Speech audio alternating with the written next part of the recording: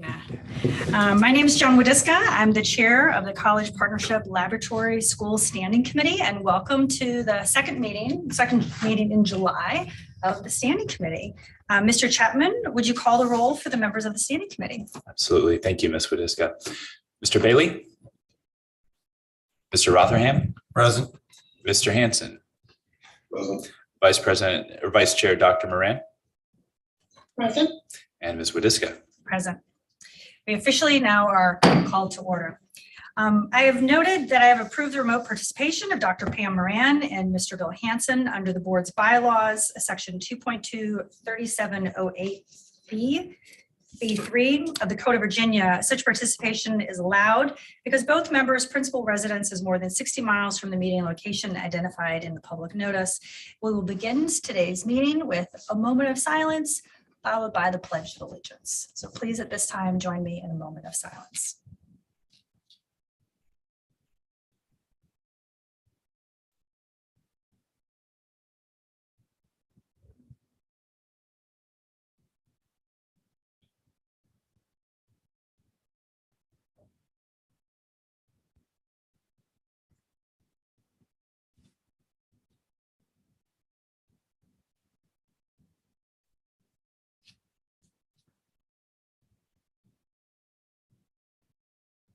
If you'd please join me in the Pledge of Allegiance. Pledge allegiance to the flag of the United States of America, and to the republic which stands, one nation, under God, indivisible, with liberty and justice for all. All right. The members of the Standing Committee were provided an agenda in advance of the meeting. The original agenda included item B, which has now been removed. Is there a motion to approve the amended agenda as presented to the Standing Committee? So moved. Is there a second? Second. The ayes, those in favor, please signify by saying aye. Aye. Chair votes aye as well. Motion is amended. A motion is approved. We'll now take up for the approval of the minutes. Is there a motion to approve the minutes as presented to the Standing Committee? So moved. Second. All those in favor, please signify by saying aye. Aye. Any opposed, the same? All right, the chair votes aye as well, and the minutes for the last meeting are approved. At this time, we're going to move to the introduction of a new team member here at the VDOE, I believe. It's my understanding that we are there. Don't be shy. We're a friendly crew. Dr. Rayleigh. Well, good morning. Hope everyone is well today. It is my pleasure today to introduce you to a new staff member here at the Virginia Department of Education. I've had the pleasure of working with this individual for the past 7 years, and he's going to be a tremendous addition to our team here, and in time will be leading the work related to lab schools. And so it's Dr. Andy Armstrong.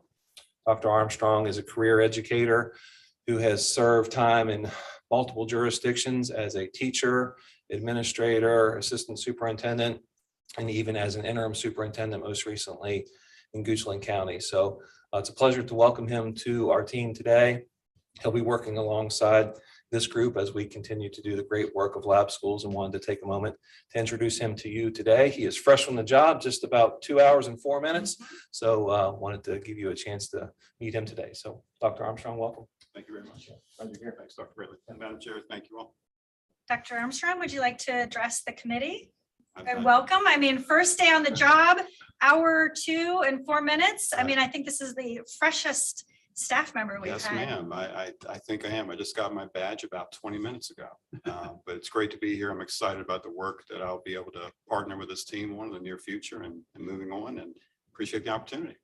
We are truly delighted to welcome you, as well as to have your expertise in Thank this entire division. Your background is tremendous, and you're going to be such a huge asset, not only for the lab school work, but also for innovation across the Commonwealth. So I really wholeheartedly welcome you to the VDOE. I appreciate that. Thank you very much.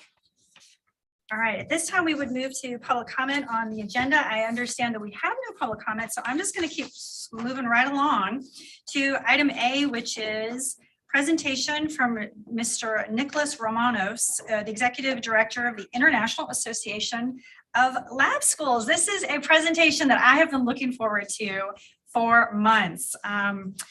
Several months back when we started working on lab schools, the preeminent organization to talk about the topic is the International Association of Lab Schools. And I reached out at that time to Mr. Ramos, who is the executive director of that organization. He was gracious and helpful and giving of information and his time. And I'm so delighted that we worked out our schedule so that he can be with us here today. He has more than 2 decades. He's been working on lab schools, not only in the United States, but internationally.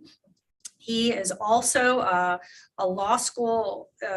He's also teaching a seminar on legal aspects of education, and he has been serving on their board as well since 2008. And so on behalf of the standing committee here in Virginia, Mr. Ramos, thank you so much for being with us virtually and sharing your wealth of insight and expertise with us as we look to review, approve, and help stand up high quality lab schools here in the Commonwealth of Virginia. Absolutely. Thank you. I'm honored to be here today and to be able to share and to talk about lab schools, which is my passion, which is what I do every day. So thank you very much for your invitation. I'm happy to be here with you. So I believe we have up on the screen your presentation, and if you would like to begin walking us through your information, I think that would be a lovely time to do that. Absolutely. So who is or who are we in the International Association of Lab Schools? So we provide mainly support to our member schools. Our member schools are schools that are associated or affiliated with the university or college, but we also have a few schools that are independent and that their relationship with the university or college is different.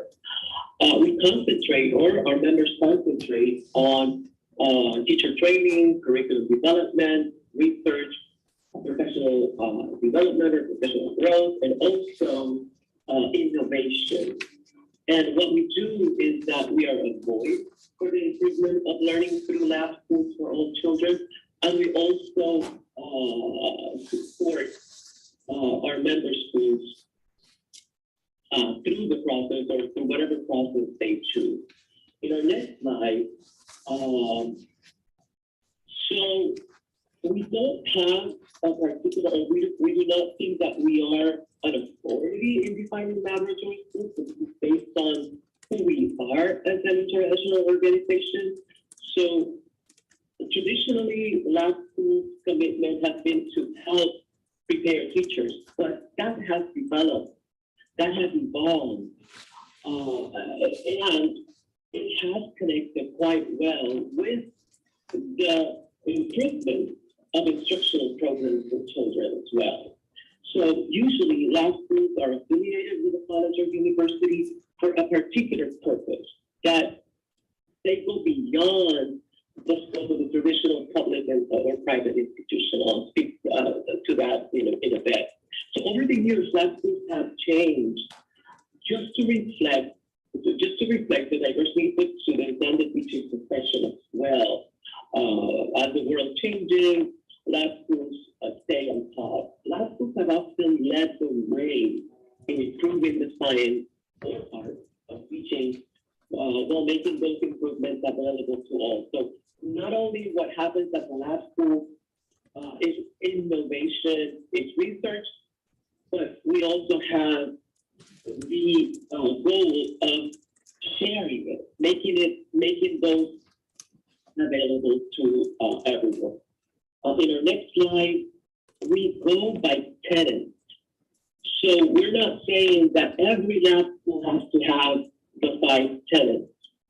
What we're saying is that usually lab schools are characterized by either that they have a teacher preparation program, or that they concentrate on research, that teachers are allowed or given a little bit of space to develop the curriculum, or that the school has the flexibility for teachers and staff to innovate and to try out strategies and techniques in education, or that they concentrate on the continuous learning of their staff and teachers, that they continue to grow and they focus on that. Now, we have schools, for example, the last school at the University of Puerto Rico, we began as a teacher preparation program in the early 1900s, but it developed into having a research program, curriculum development, and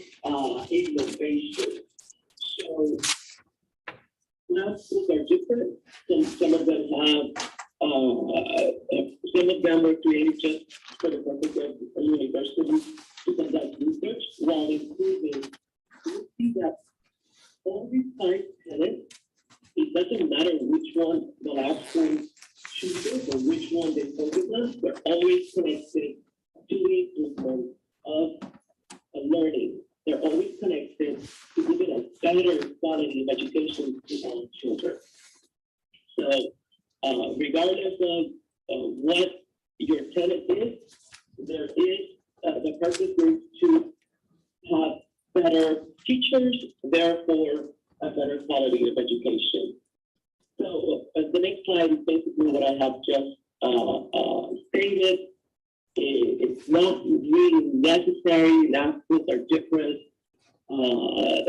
They could engage in all, and we have some schools that do engage in all, but most of them have their particular interest. So there are lab schools that focus on the research, but there are others that concentrate on improving teacher preparation programs for the benefit, always for the benefit of children. Now, again, and I'll repeat it, because all of our members and all the lab schools that we know is that its existence rests on the principle of improving teaching and learning hand by hand for all children. Our next slide. So basically, what does it take? Usually when I get this question a lot, how do I create a lab school? And of course, the first aspect is the desire to improve education for all children. If you're going down a path of creating a lab school, that is the first ingredient that you need. Then you'll ask yourself, how will I do that? What will be their focus? Well, usually, if it's a strong connection with the university, it's going to be based on research, because we are going to be making decisions that are going to be for the improvement of learning, but they're going to be evidence-based, and I'll focus on research. If you're connected to a university that has a teacher training program, usually the student teachers will go to the lab school for that. Also, if you're interested in developing curriculum, like the lab schools in different countries usually have a particular interest in developing the curriculum so that students, they meet the state standards, but they go beyond. So they usually have that freedom. Also, if you're interested in teachers continuing to learn, continuing to develop professionally while benefiting children, then you will go that way. Or if you want a school that has a lot of room to try out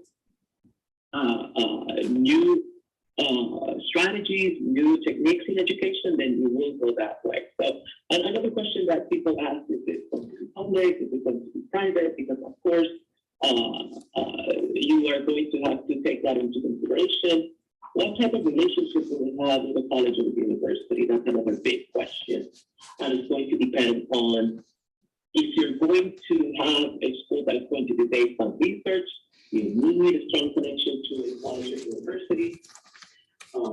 Because college professors will train teachers in terms of research. If you are going to, or if you're going to have a lab that's going to be based on research, you're going to ask that teachers have higher education so that they're more familiar with research. And our next slide, I'm trying to comply with time, sorry. So what does a successful lab school look like? What does a successful lab school look like? Based on our experience that has international organizations, when we go to the lab school, students are really happy. And they have this sense of belonging, like this is my school, this is the school that I go to. And even when they leave, even when they graduate, they always come back and make reference to that school. They also have a high college admission rate, but not all kids or not all students go to college. So lab schools also have students who do not go to college joining successful ventures. So you have that rate of success, whether they choose to go to the workforce or whether they choose to go to college. And students also comply with state testing scores, even though, like for example, some schools are not mandated by the state, but they still have their students as a way of measuring, as a way of evaluating. They still have their students take the state test, and they usually, most of their students, usually 100% complies with those scores. Also, another characteristic of a lab school is that teachers have time to prepare. They're not usually overloaded with big size classes or 5 or 6 groups a day. The organization of a lab school is different, which gives teachers time to prepare and to be more effective. Also, administrators are in control, so that's a responsibility, but they also allow and they have a little bit of room for teachers to innovate.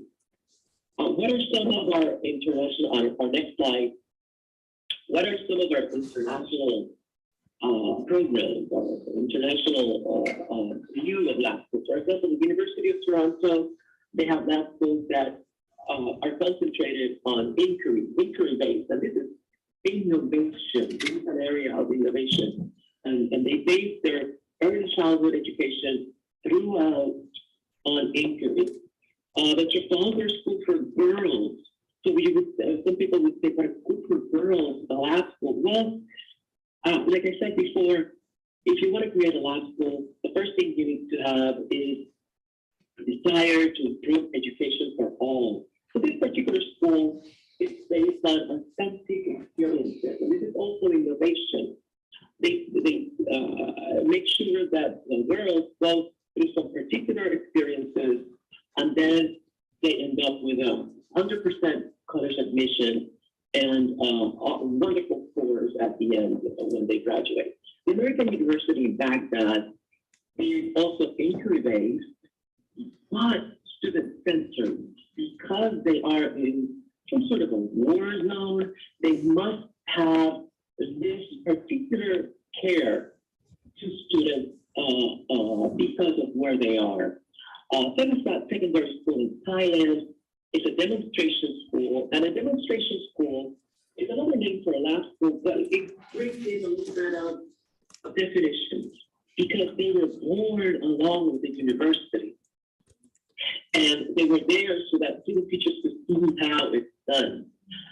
And they have a strong connection because demonstration schools want to be fit in that space between theory and practice.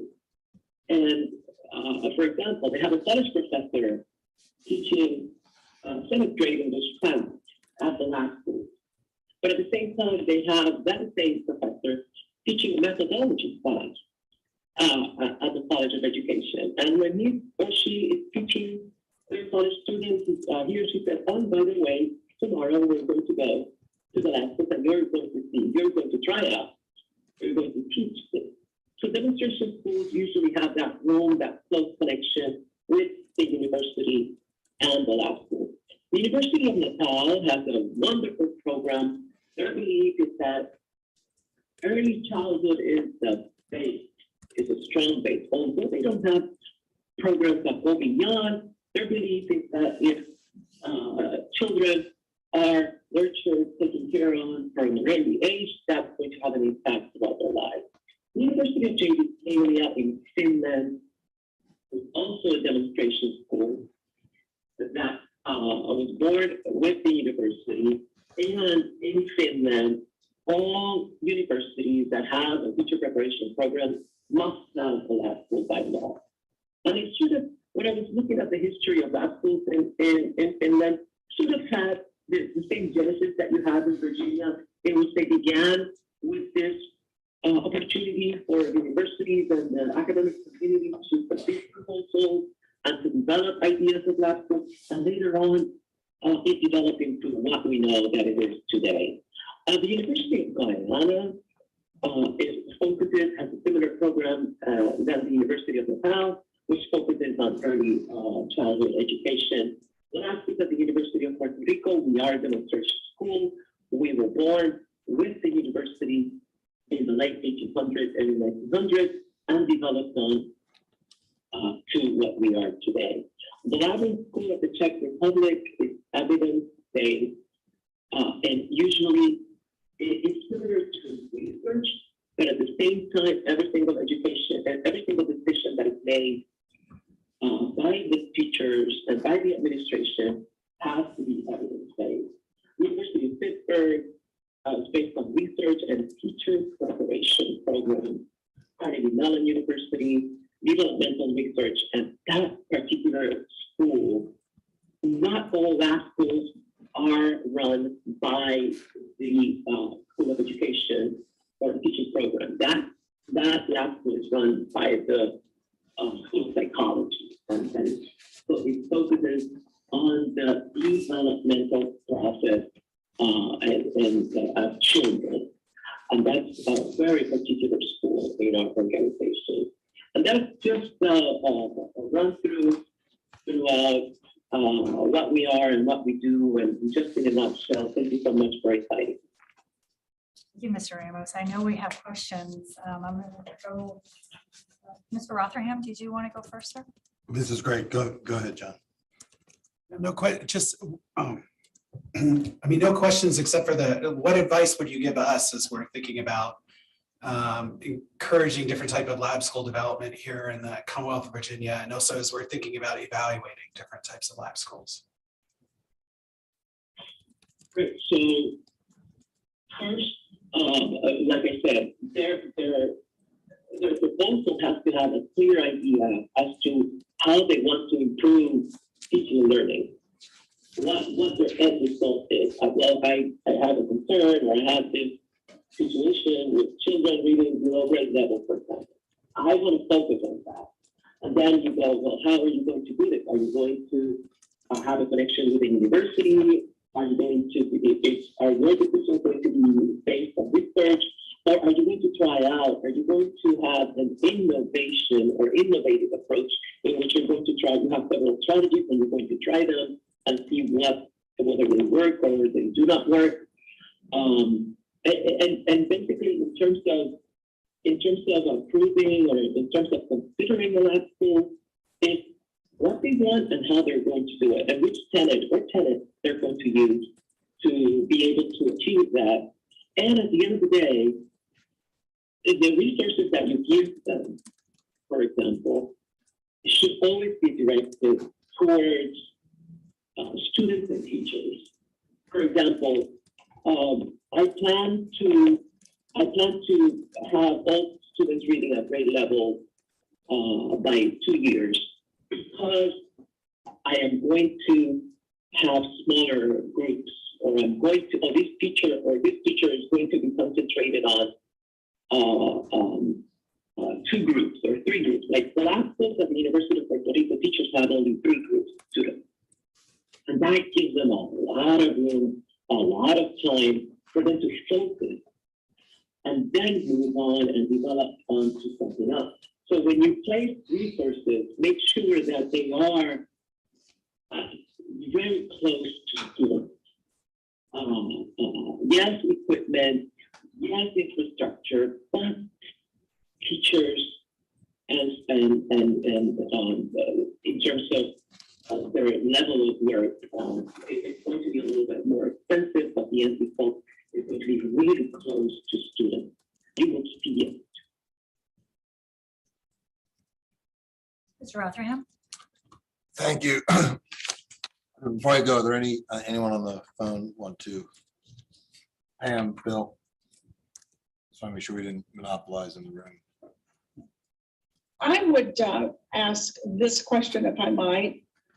One of the areas that I'm really interested in is how lab schools can influence their peer groups that are not lab schools to adopt best practices, whether it could be something as you described with inquiry learning, or it could be in regards to literacy work that's occurred in a particular lab school. Do you see good examples of that and how that mechanism gets triggered? Thank you. Yes. So what I have seen is that in different countries, lab schools have a time of the year in which they impact the public education system. For example, in Puerto Rico, many years ago, the idea of using manipulatives in the classroom for math were first tested at our lab school. So we would have during the summer this symposium, this conference with public school teachers, in which we would share information, in which we would sort of communicate and see each other as working teachers, but also sharing information. So we would invite them to the lab school, and we would follow up the next year. We would also have particular programs in which the lab schools opened up and received students from public schools for electives because they were interested. That elective was not offered as a public system, or the teachers. One of our teachers, 11th grade teacher, was teaching biology, and her students were very successful in the state mandated test, which the university is not. We don't have to do it, but we still do it. And the way that education was happening at our lab schools, we invited a group of students from our neighboring school to come in and be part of that biology class, for example, and then follow up. How did they do in the testing afterwards, or what was the result of their visit? And that created a bond, and that created, and in Puerto Rico, our schools are very famous. Everyone they know the lab schools because of that connection to the community.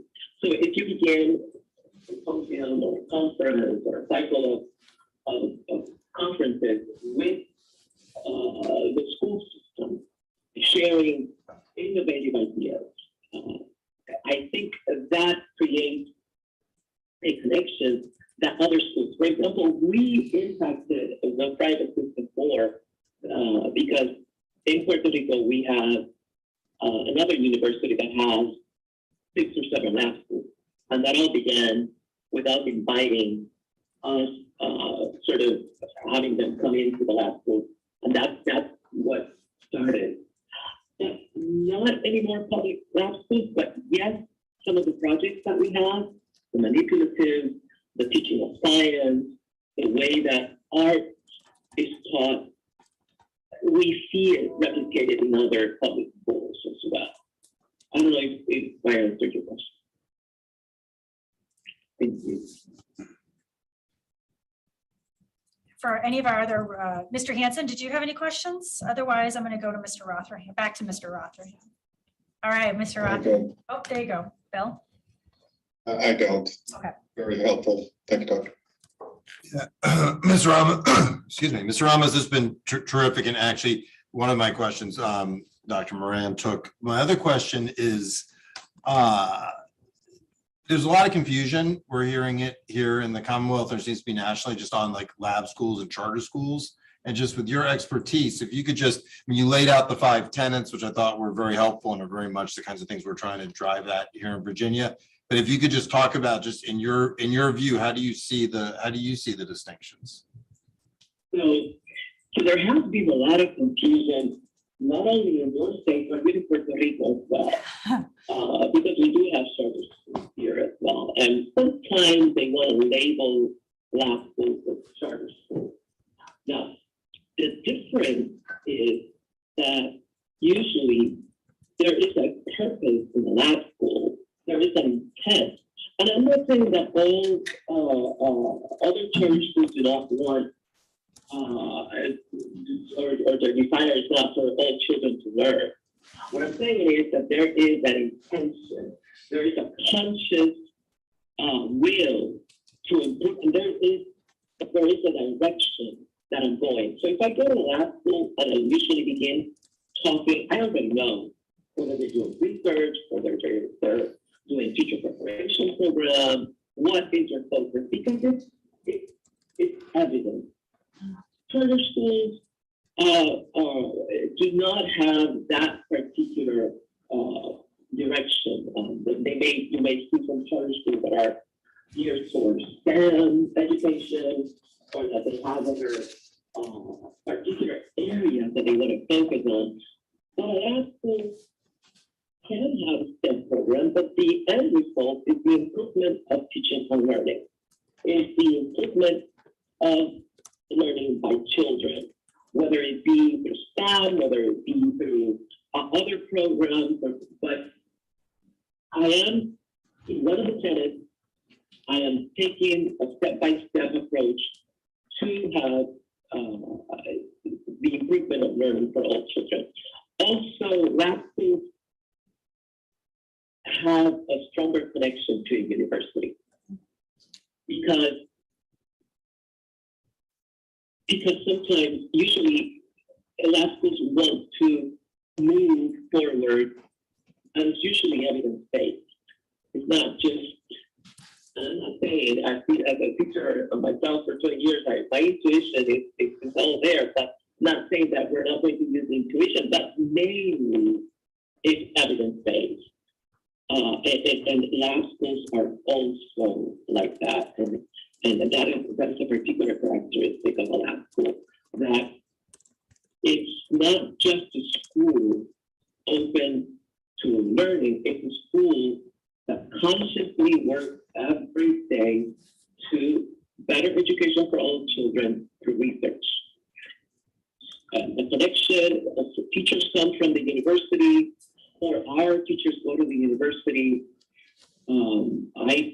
We receive student teachers from the university at all levels, sometimes when they start, and then they have several first-year students coming once, second-year students come in several times, and then for the student teacher years that they spend at the lab school. That's another characteristic of the lab school as well. The connection to the university, the particular conscious connection to student learning is evident. So, and it's usually not that, like, a common person would listen or would hear, there could be some confusion. But once you go in and start asking a few questions, you'll see that this is a lab school, just because of the conscious, particularly directed path towards the bettering of education for our children. Thank you. Mr. Ramos, this has been invaluable. I probably have at least 70 questions, but in the interest of time today, I'll just ask the one for now. You know, the objective of the lab committee is to not only create a process to consider applications for lab schools here in the Commonwealth, but we really have to kind of evaluate those applications, ultimately rendering a yay or a nay to the State Board of Education. As you're thinking about lab schools, what would you advise us should be gating criteria to evaluate applications for quality, to ensure just the tenets that you've provided are excellent, but how would you weigh, what would be the criteria that you would use, and how might you approach this challenge? Okay, so I would want to separate application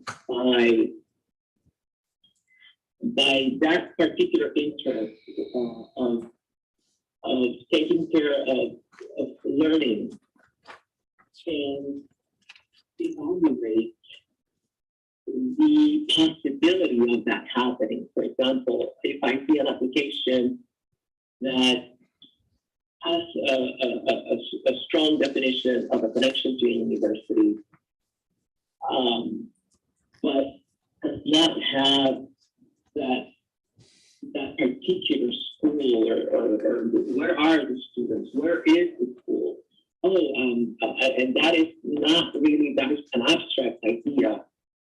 Then I would, the connection to the university is okay, but where are the children?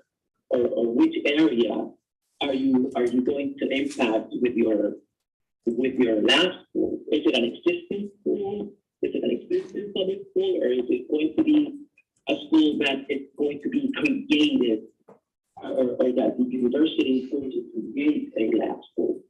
So a strong application would be clear in that. I am a teacher preparation program. These are the students that I plan to impact with my school. It's clear. You can, it's concrete. Those are the students. And I'm going to begin with a teacher preparation program. I am going to send my student teachers to that lab school. And then I am going to use that to better education for children, for the other children. These are the students that I'm going to be targeting. It's not something abstract that it's clear. You have a clear program. And if they begin with a teacher preparation program, always say, or always ask, how is education going to be better? Because it seems to me that you're going to use this lab school for the benefit of the university and for you to provide an area for the university to take their students to become teachers. Yes, but how is that going to be better education for children? Always the end result is going to be a better education for their children. And of course, that's going to be connected to the main philosophy of education, or to the main idea that they presented to you at the beginning. And you have to see that happening through the teacher preparation program.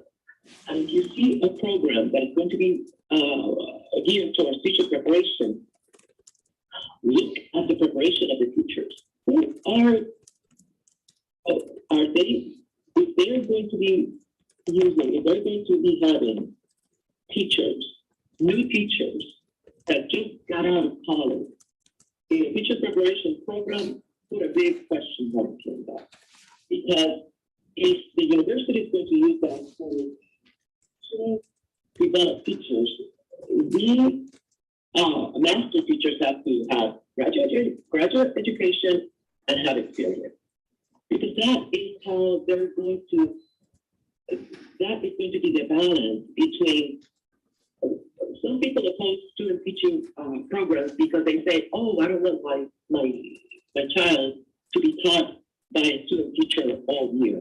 Well, if you have a good cooperating teacher, if you have a master teacher who is going to balance that out and make sure that the end result is that there's better education for children, however that's done, then if you have an application that presents that particular interest, make sure that the teachers are strong and that the university has that balance, and that you require them to give you a clear idea of how is education going to be better for children.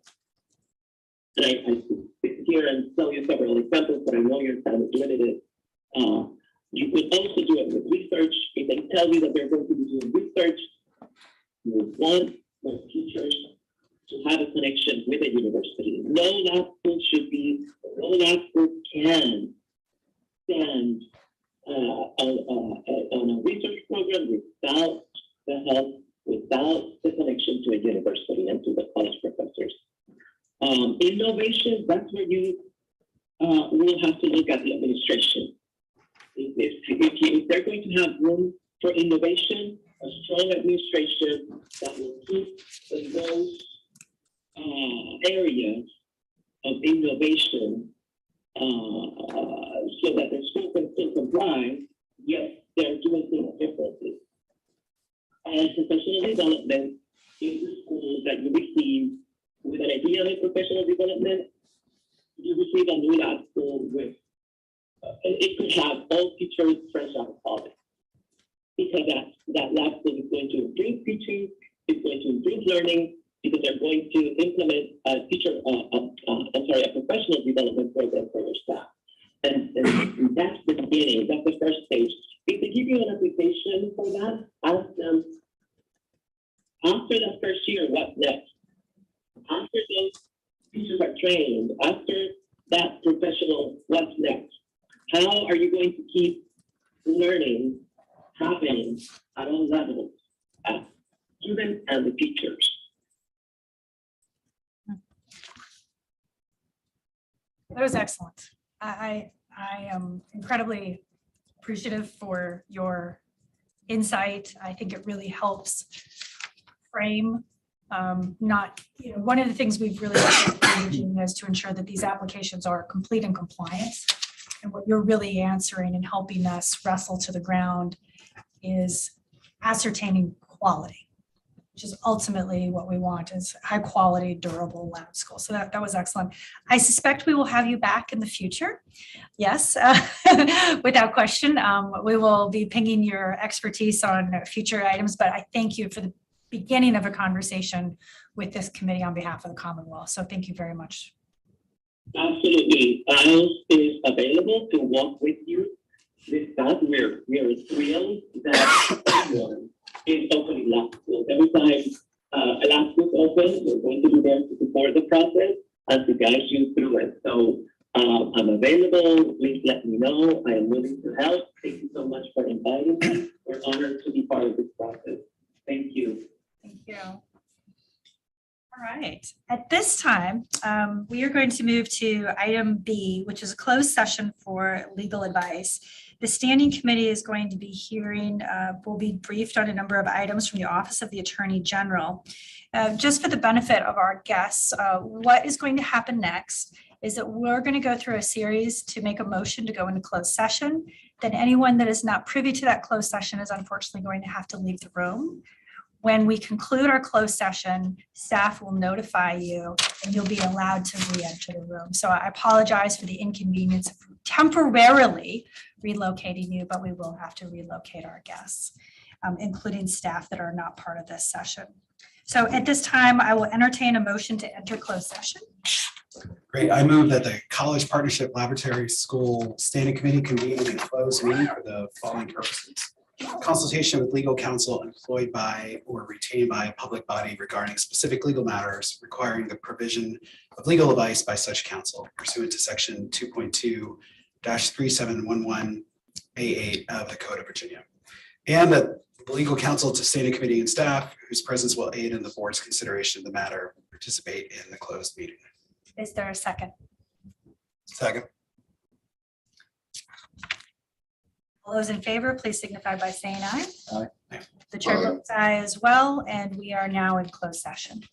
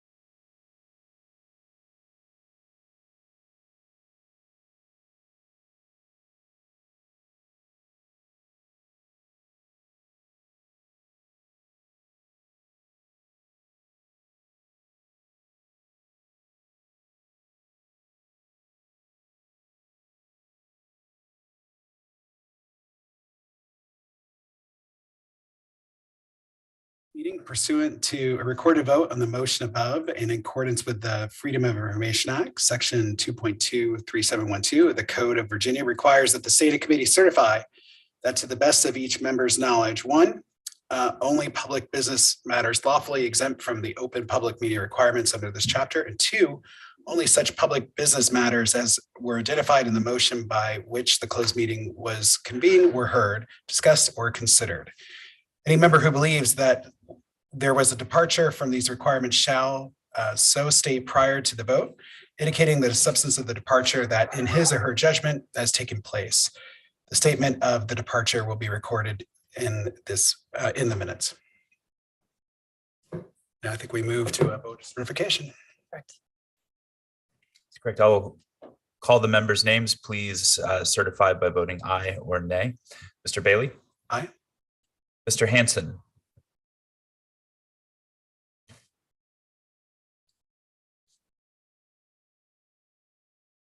It looks like he's waiting to join in the lobby.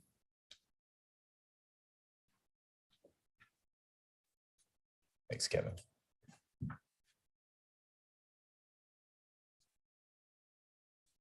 Proceed, Dr. Moran, Aye. Mr. Rotherham, Aye. Bill.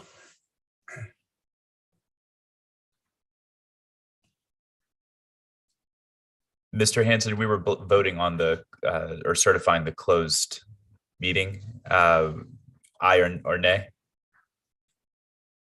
Aye. Thank you. And Ms. Wodiska. Sorry, I had to change devices. I'm heading to the airport. Thank you. I ma'am. as well. Thank you. Thank you, staff, for your assistance. At this time, we'll move to item C, which is first review of the College Partnership Lab School application from James Madison University. Please join us at the podium, introduce your team, and let us know who is with us today.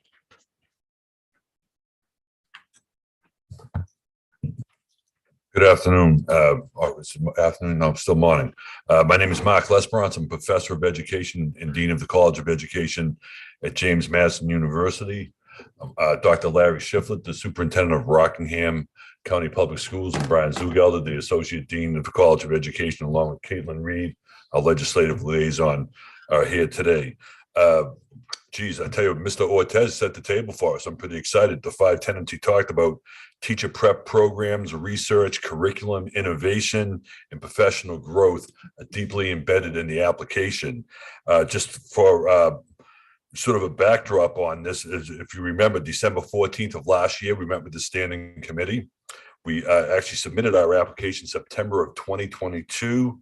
And over the last year, we've worked diligently with teams from the VDOE and other groups to prepare for today. And I want to especially thank Dr. Raleigh for all his critical leadership to get us to this point. So we're really looking forward to presenting what we have, and we're looking forward to moving forward. So with that, I'm going to turn that over to both Dr.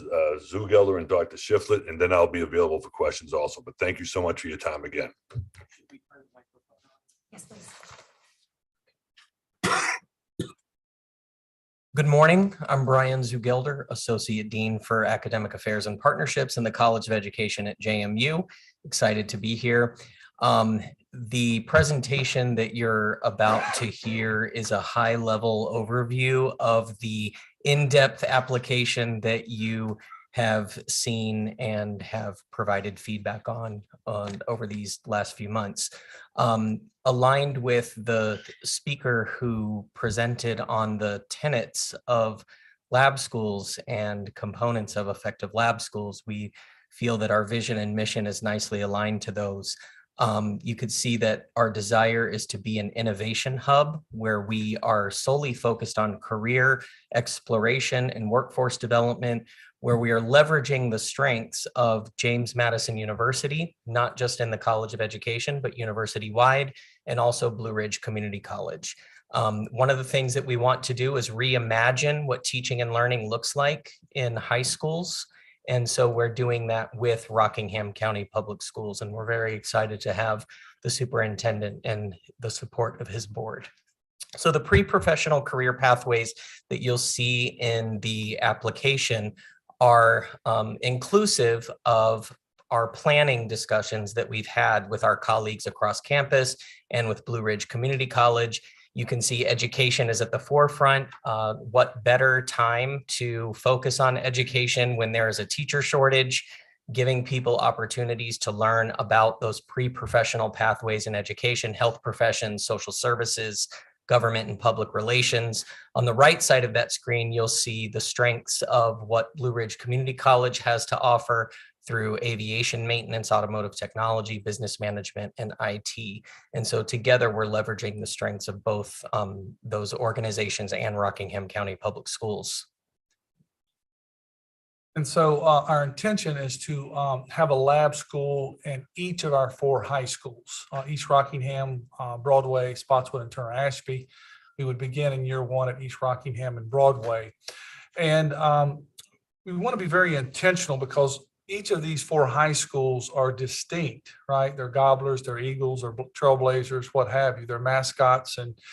But at the same time, we want to make sure that these lab schools, that we have a branding so that no matter if a student is at Broadway or East Rock or Spotswood, if he or she is in the lab school, there's a sense of what that looks like, what it feels like, what is the branding that comes with that. So we want to be very intentional about that in the planning process so that someone visiting any one of the lab schools, right, even if they would visit maybe the model at JMU or Blue Ridge Community College, they would have a sense of this is what the lab school looks like. Here's the sense that they get, the sense of purpose and mission that what we're trying to accomplish. In terms of student population, as I mentioned earlier, we would start at East Rockingham and Broadway High School, 24-25 school year, hopefully with 50 students in that rising to be the freshman class of that year. And then as we get into the following school year, 25-26, we would then add and expand to Spotswood and Turner Ashby with their freshman class, as we also expanded into the sophomore class at East Rockingham and Broadway. So you see it growing, the numbers moving up as we go year to year. And then in 26-27, we would then expand it with our sophomore class at Spotswood and Turner Ashby. And so, and then as the students get into that junior year for those kids in 26-27 at East Rock and Broadway, they will have some options, right? Some of them may choose just to go back to a more traditional high school experience. Some may want to go into our technical school, Massanutten Technical Center, where they can explore some trades and career paths, looking at some dual enrollment with Blue Ridge Community College or JMU. So there'll be options. And so the number may decrease with that class going from 50 freshman year, 50 sophomore year, maybe not as many that junior year, right? And we continue to grow and expand each year until we get to anticipated population of 600 students. This would be just a sample schedule for that very first year, 24-25. Rockingham County operates, our high schools operate on an odd even schedule. So we have blocks of time and students have 4 classes on an odd day and 4 classes on an even day. And we would dedicate the first 2 blocks, both odd and even day, to the lab school. And really trying to be flexible with the time, right? Not so much regulated by the bells, other than when the time comes for them to transition to the normal high school. And then in the afternoon, on an odd day, they would have a chance, an opportunity for a CTE elective, and then a math elective. And then on an even day in the afternoon, there would be an opportunity for a resource or a fine arts elective, and then world language at the last part of the day. So there's still opportunities for students to experience a traditional high school in terms of earning their credits for either an advanced diploma or standard diploma. The nature of the coursework is that of interdisciplinary. So when we think about that very first group coming in, looking at my place in this world. So taking English 9, environmental science, world geography, and health and PE 9. All of our freshmen take those courses. And they're also, in Rockingham, they're not leveled. And so this gives us an opportunity to very broad brush. All students could then apply, and we wouldn't have to, exclude any group of students. And using a project-based approach, students would then look at the environmental interactions between humans and the world and how they impact globally, but also even in their own daily life. What does that look like? And so also enhancing the 5 C's. So there'll be content knowledge, but also working on those skills of communication, critical thinking, collaboration, creativity, and citizenship. And then as students move into their junior, senior year, we want to be very intentional about building opportunities for internships and externships and community service.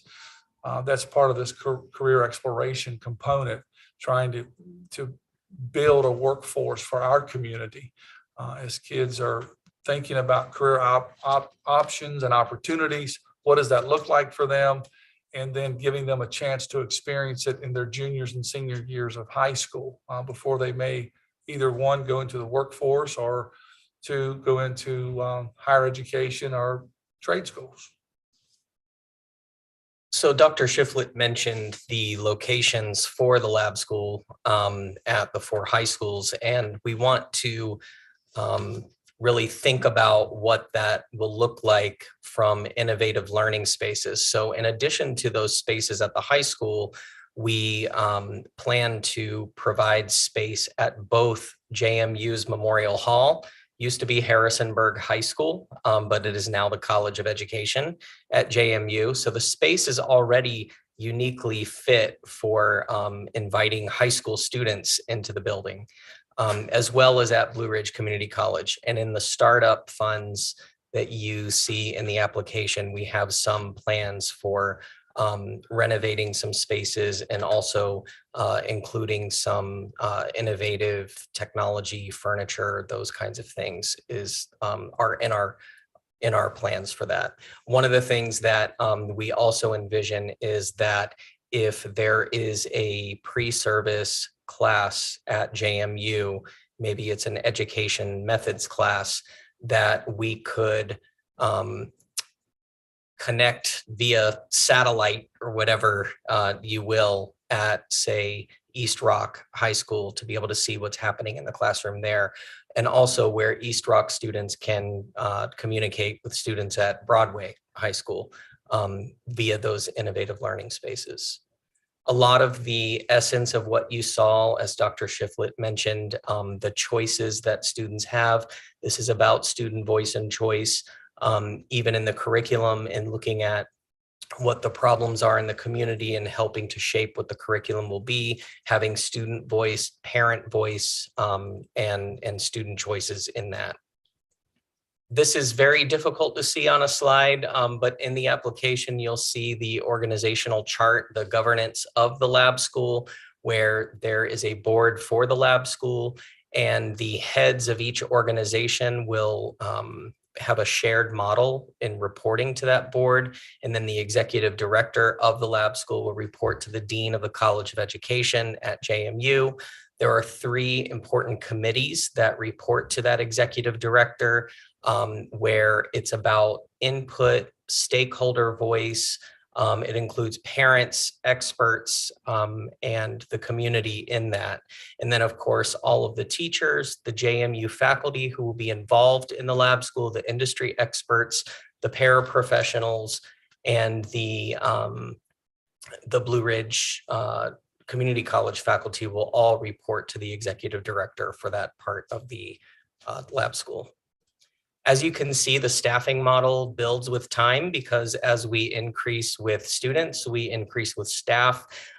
You'll see that the ratio of staff to students is lower than the recommendation in the standards of quality. In year 1, that ratio is about 1 to 13, but it never really goes higher than 1 to 16 as far as the teachers of record and the students, plus all of the additional supports in the school lower that ratio even further. As we get to year 3, we know that the student population will expand, so we plan to include an assistant director, kind of like an assistant principal in that model, which you'll find in the application details on that. For professional development and support, which is another tenet that we enjoyed hearing about this morning from the presenter, is built into the lab school model is a coaching framework that we've developed.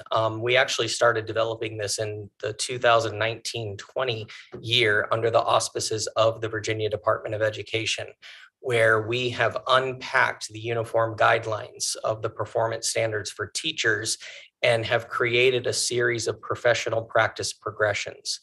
And so the training that everybody in the lab school will get is aligned with how those teaching standards are unpacked by looking at evidence in the classroom and how teachers can grow no matter where they are, whether they're early career, whether they're in their 10th year of teaching. This is a framework of support for professional learning. So you'll see that built into the budget and how we are providing that support for the teachers.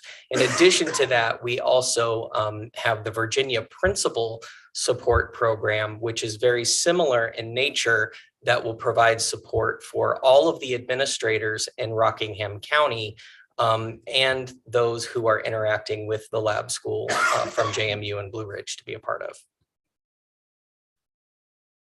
So we can both talk about the finance model. You'll see that the 5 years of financial plans built into the lab school model is based on a shared cost where JMU has invested already. I think you may have seen JMU has invested about $1.7 million in funding already for the lab school. Rockingham County as well, in personnel and spaces and planning, in human capital, all of that you will see in there. The model that we built for funding the lab school is a tuition model. And we did put that in the lab school at the advice of the VDOE, where the funding would function similar to that of a regional governor school. So in year one, the tuition rate is a little bit higher to get things up and running. But then in year two, it scaffolds down to a lower cost where it's about $6,000 per student. And if you look at the ADM for Rockingham County Public Schools, it's about 50% of Rockingham's ADM.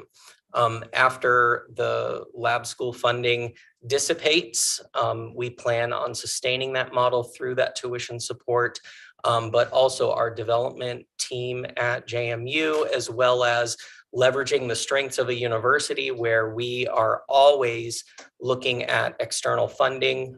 You may or may not know this about the College of Education at JMU. We are the highest earner of external funding than any other college within JMU. And so we have a good track record of getting grants. That's another thing that can help sustain our work in the long run. So 23-24 is our startup year. And so you'll see this referred to in the application as year zero, where we will really be hitting the ground, looking at how we gather those teams, hire the executive director, recruit students. There's already a lot of buzz in Rockingham County Public Schools about this with stakeholders in the community, with the principals of the schools, the teachers of the schools. And so we are ready to get started on that work where we will be planning for an opening of fall of 2024.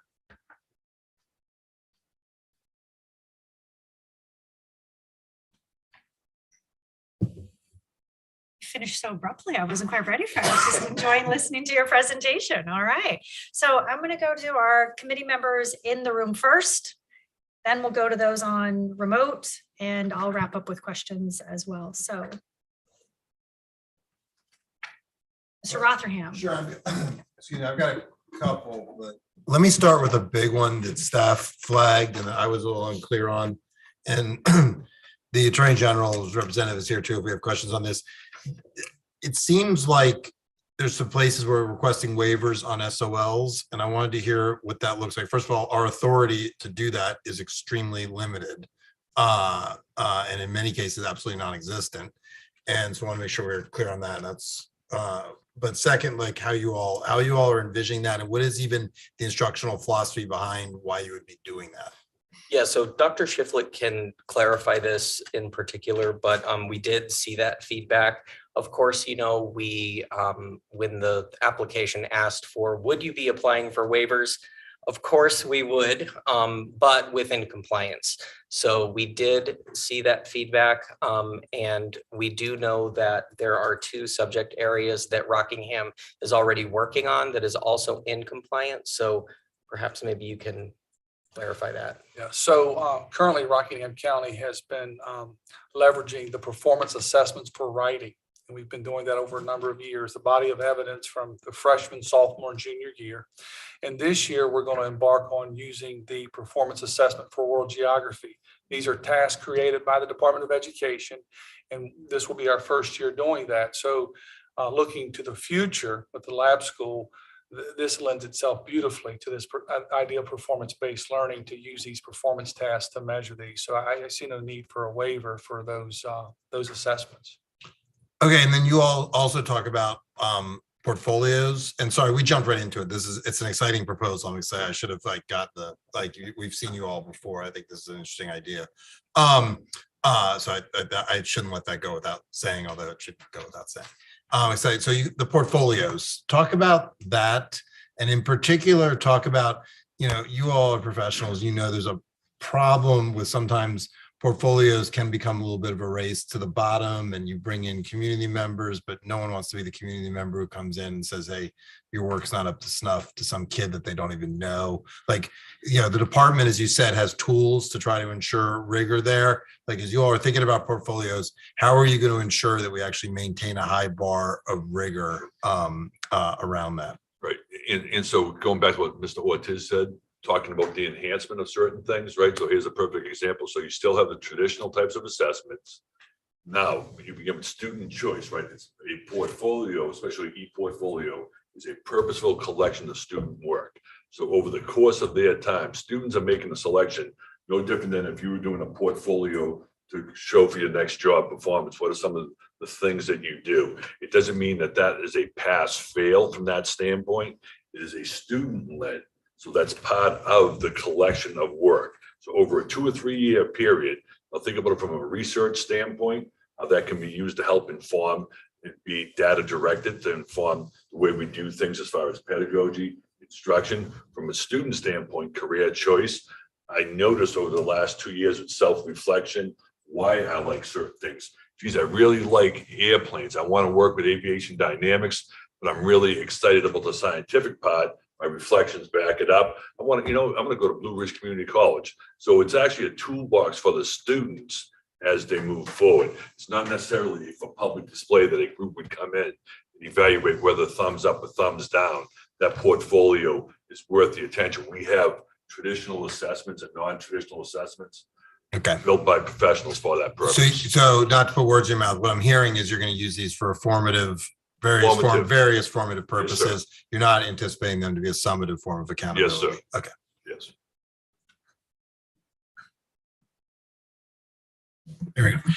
Can you talk a little bit more about the career exploration and the career pathways? I know there's exposure to different types of careers, but how are you helping students with making sense of the different pathways they have available to them after they complete the program? So the instructional team, we see that unfold in several different ways. While the teachers of record will be one critical part of this, depending on what the problem is that is addressed or intending to address in the community, the industry experts from that particular area, like for example, if there is a clean water issue, bringing in somebody from the community who is an industry expert in that, who can help be a part of that instructional team as an additional support to that. For the career exploration pieces, in particular at Blue Ridge and at JMU, the faculty who are involved in this work are faculty in those particular areas. So there might be somebody from teacher ed who's identified as that faculty expert, and also building capacity within the teachers who are, designing and providing the teaching and learning for the students, so that there's kind of like this content expert as a part of that team. Another example would be nursing. A nursing faculty member would be a part of that. We do envision that students would have the opportunity to enroll in pre-service courses at JMU where they would get some college credit, also while not stepping into the territory of dual enrollment with a community college, but complementing that as they move forward. And in several ways, they'd be touched often by many. So that you think of it, it's almost a team of folks, depending on, and that team changes. There's a core team that would be the educational piece of that. But then there's a group of folks, depending on what the problem is. And when we say problem, we want students and parents and the stakeholders to say, here's something in our community that we all share that we'd like to work on. And that becomes sort of the centerpiece for the interdisciplinary curriculum. And that's where, and it's outlined specifically the instructions of how the SOLs are incorporated into that type of curriculum. Great. And then some of the CTE or the information technology, automotive technology, does any of that ladder up into another credential or certification, or is it just getting exposure to those areas? And again, that would be, and if you want to add something to that, Larry, but that. Yes, it could. For the students in their junior and senior year who wanted to get those credentials, they certainly could take that path, right? Really thinking about how many ways can we kind of exposures we can provide to students their freshman and sophomore years about the different careers there as we're working through various projects. And then that junior, senior year, there are opportunities to make a choice about which direction they'd like to go. They could definitely look for credentials, and also our technical center, Massanutten Technical Center would be a place that students could go to get credentials as well. Great, thank you. Dr. Moran? I want to follow up on that. One of the pieces that I'm really interested in is how you will document, perhaps at the beginning of that junior year, if not earlier, what pathway students see themselves as seeking as they transition from high school into adulthood, so that there may be some kids that see themselves as going towards community college, towards 4-year, towards workforce credentials, or even into the military, to be able to, seek some development in that area, which is very not just lucrative, but also provides kids with lots of opportunities for education beyond high school. So I'm interested in how is it that we might be able to document where kids see themselves heading in terms of those pathways. And then if they change that, I would really be interested in why students change, what their direction may be, because I think it could offer some good research and insight into the idea that everybody that's out there is talking today about, that college is not necessarily the end game for all kids coming out of high school. I'd love to be able to look at this as a little bit of a research study around that. Right.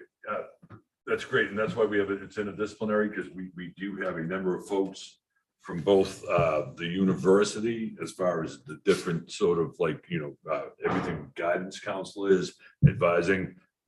Just to give you an example, my own journey, 17 years old, my parents signed me off to the military. I spent 7 years in the military, came out, was a police officer. I worked in the adolescent psychiatric hospital, went through college, middle school teacher. I worked at a university, now I'm a dean, now I'm sitting here. So the pathway at 17 was not the same pathway that I imagine most children will take. The big thing is, how do we capture, especially in middle school? And the neat part about this concept, working with Rockingham County, they have such a structure set up in their middle schools that's where we're already getting information from students. So baseline information that you're talking about, Doctor, it's there. We have that there. And then we begin to track the pathway as we follow it through. Because again, going back to that e-portfolio, that e-portfolio really plays a lot of self-reflection as students, because they'll meet with people on an ongoing basis and their parents, which is another key. So by the time they're probably midway through their sophomore year, they're saying, you know what? I really think that this Mass Nut and Tech may be the best route for me. Would it be the best route? We'll follow those students. Because the cool part about this, no matter where they go, their junior and senior year, they still will work together on community-based problems. So that's not going away. We're keeping the cohorts together, which is truly an exciting part of this lab school. So we'll be able to keep that longitudinal data, and we'll have that for both short-term baseline data, but then how, again, because we go through the IRB, how students over a period of time follow that pathway. But those are two research questions that we will be looking at.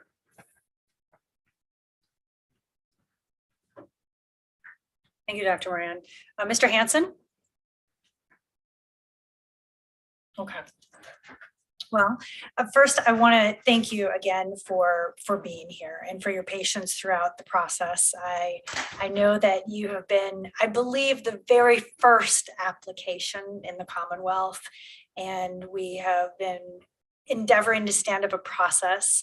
And I know that you've gone through a couple iterations, and so it hasn't been the most clean or quick process, but really wonderful things are rarely ever that. So I want to kind of acknowledge in your application. Yeah. So first, thank you for your patience and your professionalism throughout the process. The staff have indicated you've been consummate professionals, and I know it's hard to wait.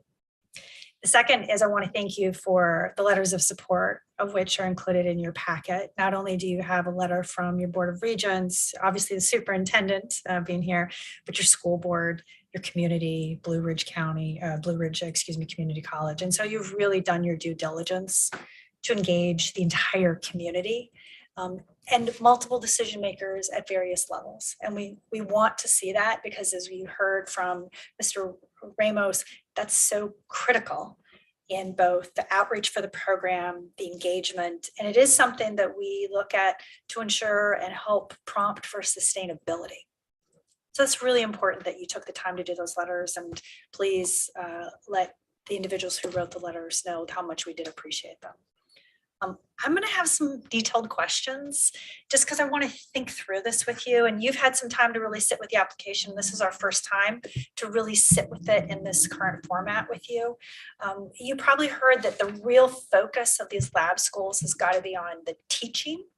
So who are the teachers? How are they being prepared? And then what's going on in the classroom, the learning part.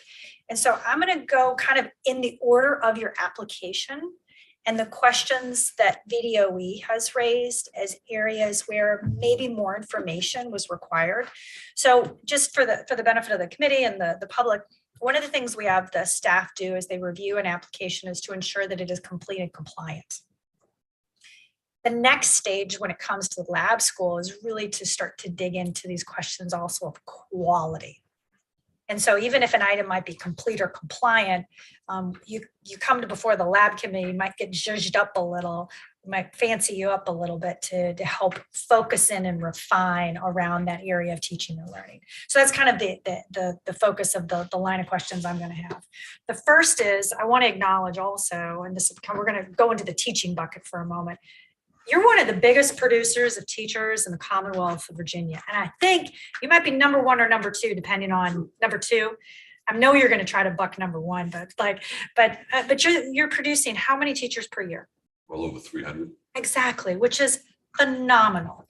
And I want you to talk more granularly about how you are going to utilize that expertise that you have to select the teachers for this lab school, do the professional development for those teachers that are in the lab school, give them time, how you're going to be including your students in, as pre-licensure activities, the paraprofessionals, and then as you're learning kind of elements around teaching professional development, how you're going to be applying it to JMU. And I want to say just kind of at the front is I want to really unpack this, what is going on with the teachers. Because you're one of the best and the biggest, you're going to have an opportunity to learn from this, apply from it, utilize that resource that you have and push it in a way that potentially some of our other applicants won't. You have depth and you have bodies in a way that no one else will. And when I read your application, I wanted so much more in that area because I know that your School of Education has so much more. I know that you're doing, you mentioned one of them, how do you refer, it's VANNS. VANTSP, Virginia New Teacher Yeah. Support Program. Is there an acronym that there's a way that people say they just go through the letters? We say Just go through. VANTSP. Okay, all right. I was trying to figure out the letters. And you also have the new teacher support program. I mean, you have so many amazing programs. More granularly, talk to us what's going on with the teachers at the lab schools and how are you using students at JMU who are going through your School of Education through these lab schools? So one of the benefits, we'll start with the VANTSP. Yeah. One of the benefits of this university-based model for coaching is that we learn as a teacher education entity what works best in teacher development. And so the essence of that program is focused on coaching. So how do we help coaches be better so that they can help teachers be better? So we have partnership networks across the Commonwealth where we're already working on this. In the lab school in particular, the teachers, no matter where they are, they might be in year 0, they might be in year 20. We can help the teachers have an individualized approach to what they need to work on. And it's all grounded in the teaching standards of Virginia. So if student engagement is something that the teacher would need to work on, the coaching framework in that is quite granular. In fact, we have about an 84-page document that is like a technical assistance document that unpacks all of these things that we developed that we call the professional practice progressions, where we could go and watch a teacher for a snapshot of a lesson, or we could watch an entire lesson, or we could look at a lesson plan, or we could look at student work. And we can, through coaching, help that teacher understand where they fall in this continuum of progressions from, is this action more like an early career teacher, or is this action more like a highly effective teacher? And if it's maybe somewhere in the middle, using that coaching conversation and evidence from what we're seeing, we can help you move from here to here. So it's more about the actual practice of planning, instruction, and assessment, while also incorporating all the social emotional pieces that come from coaching. That's the essence of what the program will do. It is about individualizing what someone needs through establishing goals where the coach meets with the teacher to determine what that teacher needs. It's not evaluative, but it's actually a safe space for teachers to grow and learn and take risks and learn from their mistakes. The training that the coaches get is really helping to shape, I would call it fidelity of implementation in coaching, where we have coaching conversations on what does this look like if we're focused on questioning, or if we're focused on using teacher feedback. How does a student use teacher feedback, and unpacking that? So that's the kind of granular professional development that will happen. And it's really a nice piece of the puzzle for the lab school, because it doesn't really matter what the teaching and learning of the lab school shapes up to be, because it's really about the teaching standards. So whether you're teaching pre-K or special ed or high school physics, we're all focused on the same standards. And how do I help you where you are unpack those? And it's, and part of that coaching model is real-time coaching, digital recordings. So that feeds back to our pathways of pre-service teachers, that they'll be able to see within the lab setting, best practices, and then within their pre-service classes, that they'll be able to deconstruct those and look through those, analyze those tapes for different areas, again, in planning, instruction, and assessment, which are very key. And then additionally, depending on where the students are in their program, which programs they're in, whether it be special education or secondary programs, they'll have different opportunities to go to the 4 different sites for intentional practicums that are aligned with their courses. And that's for teacher education, but the same thing can be said for social work, for nursing, and we have our other partners on campus who will be doing the same thing, working with the master level teachers that will be selected from Rockingham County. Again, that team approach, students will be able to see that team working on the interdisciplinary curriculum and actually be part of it also on different occasions. Be able to work and see how it's done at that highest level. A teacher understands pedagogy. They may understand some content. You bring in somebody from the business world in a particular area, all of a sudden that content is enhanced as a learning experience, not only for one of the superintendent's teachers, but at each level. When you bring a professor in, depending on what the professor is, it's for biology or environmental science. Again, that enhancement of what's taking place in the process. So there's a linear process how to create the curriculum and then how to implement it, and then how to assess it. But it's really a sort of a circular process on the different touch points of learning throughout. Do you mind going to the slide for a moment? I just want to drill into this, make sure that I understand on your staffing. So let's look at year one for a moment. Of these individuals, which ones are the coaches? Is it the executive director?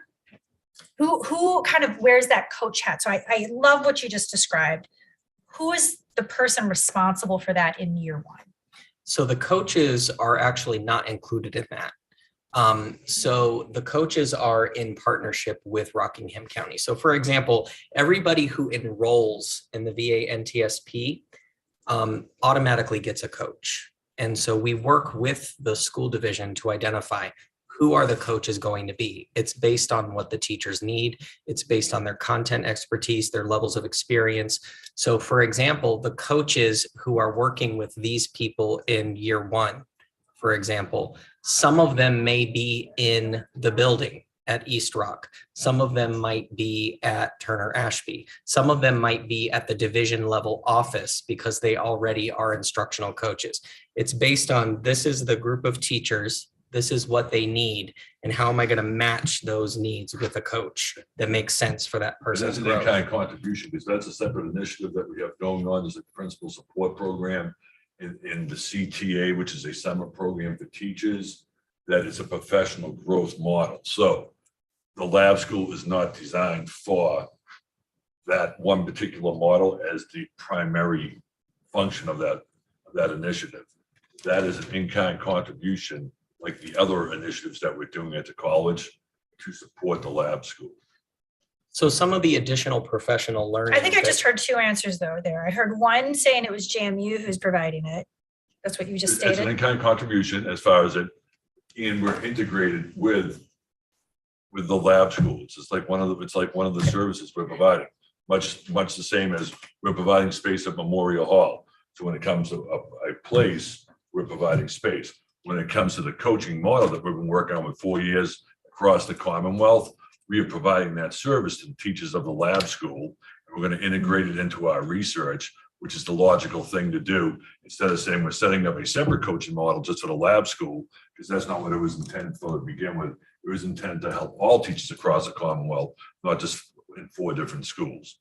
That's the difference. Yeah, so to Right. summarize, so Right. So you're when you talk- providing the content and the Right, so when expertise. you talk about right? sustainability, Okay. that's a key area of sustainability, because that initiative runs separately from the lab school. So when you look at things to sustain professional growth, that would be a perfect example of something that is already in place, that will be in place if the lab school funding ran out.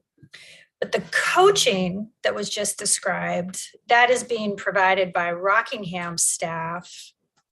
And you're at the superintendent at the district level, you are compensating those coaches for this time. How does that work? Just walk me through, how does that in a financial model? Because if that is a key component of the lab school, how are these individuals selected, compensated? Kind of what's the extra pay for extra duty? And is that on your books then and on the lab school books? Yeah, that would be part of their normal duties to coach, not just the folks in the lab school. So we're not hiring instructional coaches just for the lab school, right? But to support our teachers who need additional support in the classrooms.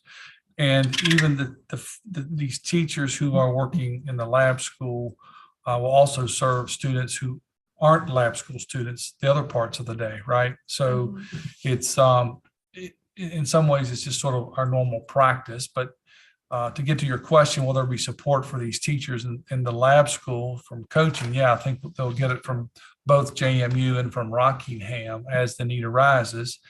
And the teachers that we are working to put into lab school are our master teachers. So part of everyone needs a coach. So I'm not saying they don't need coaching. We all need coaching. But they will, in some ways themselves, serve as coaches for pre-service teachers and practicum students who are coming in to observe and do some work. So I see it sort of being almost a culture of this lab school is a place where we're all learners.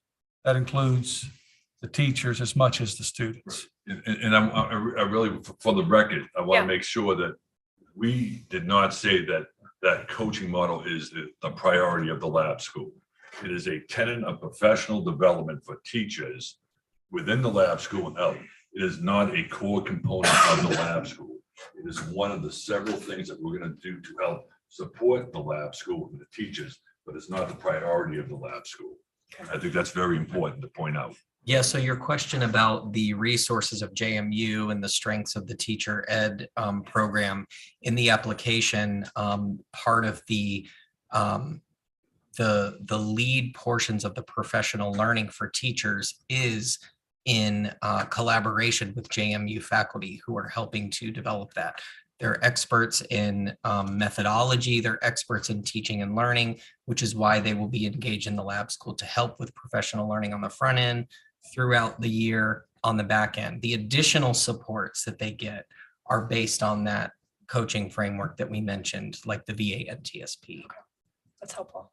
And how many, so as we look through the years for pre-service, again, I'm just kind of really trying to wrap my head around this. So for pre-service, so you're putting out about what, almost 400 teachers a year. The number of JMU students that'll be used for pre-service in year 1 is 4, year 2 is 8, year 3 is 8. Is that correct? Right. So, and again, So- and that's special education. You can add year 4. You can also put in, remember, because there's multiple subject Right. areas. So it's interdisciplinary. So that's expansion plus practicum students. Going back to what Mr. Ortiz said today, the purpose of a lab school is to look at research for best practices, which in turn informs teacher education, the best approaches to teach teachers how to teach. So whether we have a lab school that has 3 teachers or a lab school that has 300, you're looking for best practices, then to go back, because we have, other smaller universities near us, because we're actually in a consortium. So we begin to start working with those, saying, here are these best practices. One of the things that we brought up since day one, it's essential that these lab schools connect as a network and not just a once in a year conference, but actually as a network. What are the best practices we're learning in different parts of the Commonwealth so that we can learn from each other? I already have my colleagues from Old Dominion, from Longwood University, from Norfolk State, from Virginia State, from Mary Washington as part of a small collaborative that we're already doing that. This is a very important piece of this. So when you look at the actual numbers of student teachers going in there, it's not so much the numbers of student teachers going in there, but the numbers of pre-service teachers that they'll be able to touch in several different ways to research through digital recordings, just through a number of different areas. So I do think how many teachers go through for pre-service, I would take issue. I do think it matters. And if you are producing almost 400 teachers a year, but you're only providing 4 students with a pre-service opportunity, I do believe that. It's not 4, ma'am. I'm gonna respectfully disagree with you. It won't be 4. Because if we have multiple subject areas, and just say, if they take 4 different classes, right? Just going through your, for each per semester, then there's gonna be more than 4 student teachers. I'm just looking at the chart that you Right, provided right, to us, and the but- application says 4 people. Okay, but what? So that's what I have to go on. So I'm going to go on to my next question about this. Okay, so what I'm hoping is So I'm we gonna don't go get on to my next penalized, question we don't get about this. penalized for Yeah. putting through 300 teachers a year. That doesn't make, I think that you are an amazing institution. And one of the things I want to make sure that you're fully utilizing is also the opportunity to have more individuals that are going through your school of education involved in this lab school or benefiting from it. And so that's why I'm asking the questions. And I mean, I sat on a school board for 10 years, was deeply engaged in running a school and the staffing there and required. And these charts for this staffing, I'm struggling with them. And I'm going to give you another example, paraprofessionals. Right. We know for students that paraprofessionals are incredibly important, right? Incredibly important. And that's, we're not even talking about related service personnel, but paraprofessionals. And you start off with year one with 4 paraprofessionals for 100 students, 50 students. In year 5, you've got 600 students. And you still have only 4 paraprofessionals, but you've got 37 classrooms.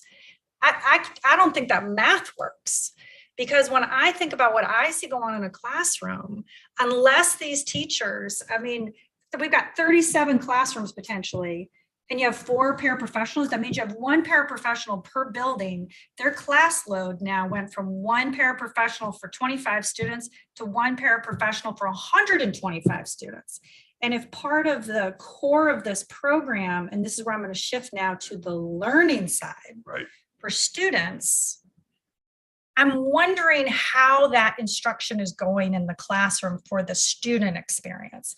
And so I'm wondering if maybe we can bridge this in the middle, where I think you have so many amazing students at JMU who would probably be chomping at the bit to get classroom experience, ability to support, that you've got this amazing network. And so why do you only have 4 paraprofessionals or 600 kids?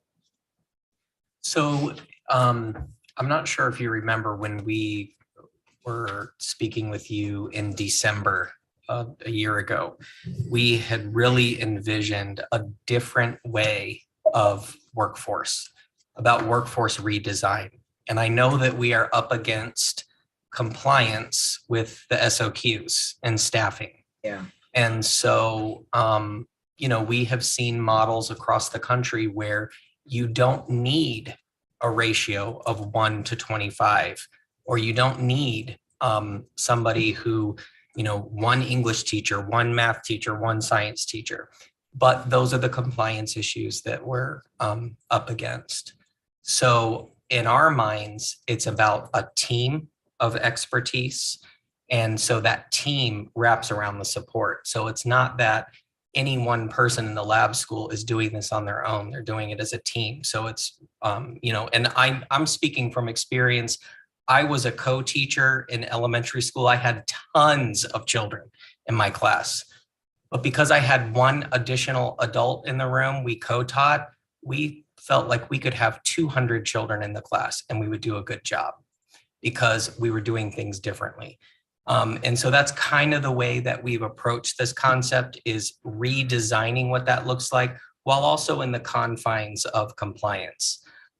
So if you look at the entire team of adults and the number of students, the way that we were thinking about this was that with all of the supports they're getting, that there would be ample adults in the rooms for the children.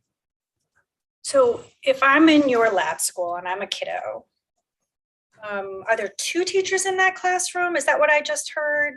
Or is there a teacher and an industry expert? Or what does that team look like for a student? And It'll look different on each day. Yeah, So that right, depending on what the exactly. activity is, Okay. if you go back to the other thing, dynamic aviation, you saw an airplane, right? There is no doubt in my mind that we'll be bringing a group of students out there, and that will become some of the classrooms. They already do that type of work right now. I think they're at East Rock working with hundreds of your students at East Rock right now. And one of the things that they're really looking for, they want to get these students out early and often and doing projects within their facility, within their campus. So depending on what it is, and I think really what needs to take place, and listen to Dr. Ortiz, Mr. Ortiz, excuse me, is this whole idea, this is going to look different. That's the whole point of this lab school. It's gonna, if we're gonna be innovative, it's gotta look different than what our mindset is, that we believe what a typical school should look like. We have the experts in place, I believe, that on year 2, if we have to make adjustments on that, I believe that we'll have the data that doesn't drive us, but we'll have the data that directs to what we need to do. Those numbers are up there because we've been asked to put numbers up there. When I talk, I go back to student teachers. We can have practicum areas where we can say, I can have hundreds of students, but is that the best thing for the students who are going through the lab school? But number 2, is that the best way to teach teachers how to teach? So the whole thing about this lab school is risk-taking in some ways, because Mr. Ortiz mentioned Finland. I just spent a week over there looking at early childhood development and care. They do things differently and they become risk takers. So it's getting out of the mindset that something looks a certain way. And I think that's the key to the success of this. The significance of what we're trying to do, ma'am, is that it's going to look different. It's going to get a little messy at times, but we have the expertise to be able to say, you know what, let's take a look at the data and how does it direct our next move? This is not a box that we can just put something in. This is going to be a little squishy. And we feel comfortable that we have the expertise to do that and the stakeholder commitment in the community.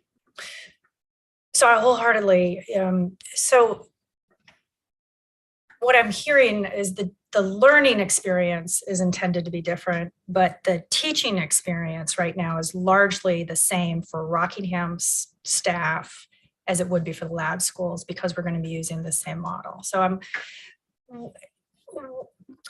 let's say you have a student with a disability that's in one of these classes. And I think this is really probably for Rockingham. What services or supports are you pushing into that lab school, or how are you doing that so that or an ELL student, or help me understand that bridge, because I don't see it in the staffing chart here. Right. And so I want to make a comment though. The learning is going to look differently in this space as well as the teaching. Okay. So let's just go with that first year with the freshman group. There's going to be a world geography teacher in there. There's going to be a health and PE teacher, an English teacher, and an environmental science teacher. But it's not going to be a traditional classroom where the world geography teacher has his 20 or 25 students and the English teacher has her group. We're going to put these students together, and there may be a point in time when the world geography teacher says, I need to provide direct instruction to this whole entire group, right? All 50 students, right? For this point in time, for maybe 30 minutes, right? We're not going to be governed by the bells. And then they're back working on their projects. And so it's going to look way differently than would be to say a traditional classroom. And then students who would need resource, right? There's opportunities then for if it's a paraprofessional outside of the numbers here, right? If we have paraprofessionals that serve, that collaborate, this, right, with our special education teachers who would come and provide support. Also in their schedule in the afternoon, there's opportunities for these students to have resource if that's what they need. And as there's students on a continuum. Some students just need consult and we check in, once a week or once in 9 weeks, they're good. And others need help sometimes with organization, right? I mean, where they have to have someone every day sit down with them and say, hey, what's due next? And that piece. So, and going back to the paraprofessional, we kind of envision from Rockingham's perspective, that being the 5th person on this team, right? So now we have flexibility in maybe how we do groups, how we work with folks. Maybe students, need to go and be away from the group, and we can send the paraprofessional with that group of students. Or maybe a paraprofessional is going to watch a couple of kids work, groups work, as some teachers are providing some direct instruction. So there's different ways to leverage how we use this person. But as you alluded to earlier, our paraprofessionals do a tremendous job in our buildings. They're highly skilled in many cases and have a lot to offer. Does that answer your question? It does. I have 2 more areas of focus, and then that'll conclude my questions. You're almost done. The next one is around student selection process. So when I read your application on page 31, it refers to a selection committee. And it speaks to that the students would be selected representative to the demographics of the student body. Just talk with me a little bit about this, because when I read through your application, the language, it's not always consistent. Sometimes it's talking about a lottery, sometimes it's talking about selection. Harmonize what I'm seeing on the paper and give me as succinct an answer of how are you going to select these students? So the answer is both. So the lottery selection is one way to ensure that students aren't being selected based on preference or other factors, and also within compliance with the law. The selection committee, the recruitment and selection committee, is a way to affirm and confirm the selection process. So it includes the people who are engaged in this work on a daily basis, who understand recruitment and selection, can assure that what we're doing is fair, it's equitable, and it's based on this random lottery selection. So this group, so it's not just one person who is spinning the wheel or drawing a stick to determine who gets into the lab school. It's a group of people who can affirm that process. And the initial fear of the lab school was that it would be a elite school, and that's the exact opposite of what that where it goes back to middle school. Middle school is known as the best last chance for some kids, and we see that this is like an extension of that will really benefit. I don't know if you want to expound on that at all. Well, as we were thinking about how do we build a lab school where all students could participate, we didn't include math in this, right? Because our students, some of them take Algebra 1 in the middle school, and so they come to the high school as freshmen, they're taking geometry. So if we tried to put either algebra or geometry alone in this lab setting, we would then exclude a group of students one way or the other. We didn't want to do that. So that's why we were very thoughtful in saying, okay, what are the courses that all of our freshmen take regardless of their track? And it is world geography, environmental studies, or environmental science, English 9, health and PE. And so that's why we picked that. And we were even thoughtful, like our CTE director and our fine arts supervisor, they were fussing at me a little bit saying, well, we want to be included in the lab school. And I'm like, well, as soon as we say CTE courses, then we've excluded kids who maybe aren't going to take agriculture or who aren't going to take band, right? So we wanted to target cast that net as wide as we possibly could to give kids another chance at this freshman year and then go from there. Okay. That makes sense? It does. Last question. In the section on financial and operations, the staff flagged the kind of lack of permanency of the facility plan. I think I've heard a bit more about that today in a satisfactory way. However, I would like to know more about your sustainability plan for funding. If you could kind of again, how much are you requesting through this lab school application? It looks like in year 6, you're going to need roughly $3.8 million. Where's that net going to come from? And I know you have an amazing advancement office. I know. I think I get mailers from them.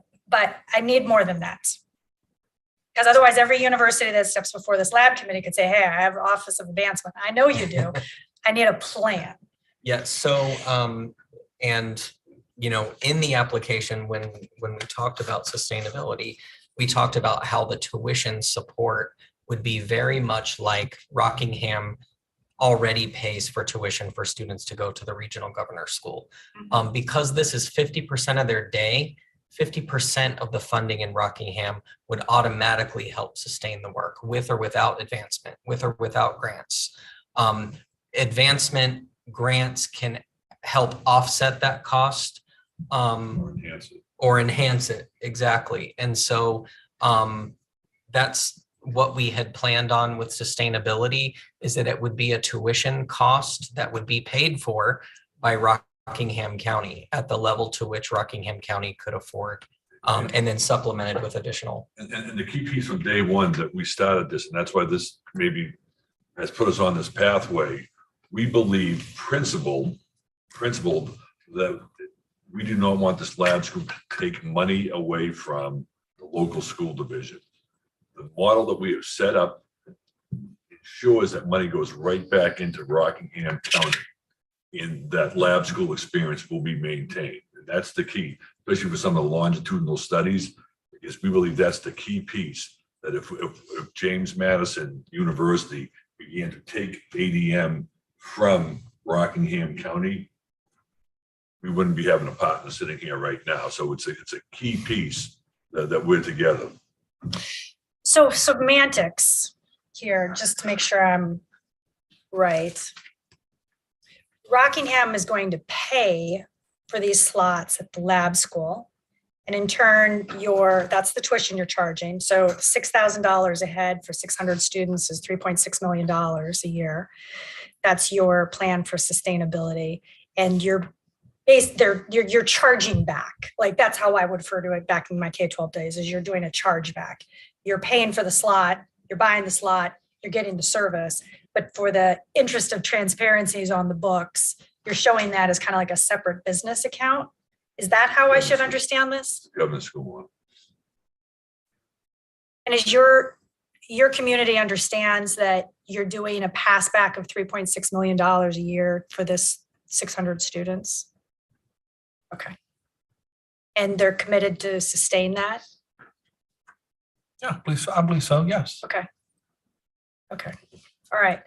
Thank you Thank you for so your much for your patience with time. all my questions. I really, Yeah. I think that times it's hard to tell from the paper, right? The paper doesn't always give as robust a picture. And for example, what we just talked about there in terms of sustainability, like that, I just don't see that in the paper. So we'll talk about that some more, and we'll think on our side too, how maybe we can further refine the application. One of the things that you all have been so gracious about, and I've talked about in the committee here, is as we have our first applicants come through the process, we're learning right along with you.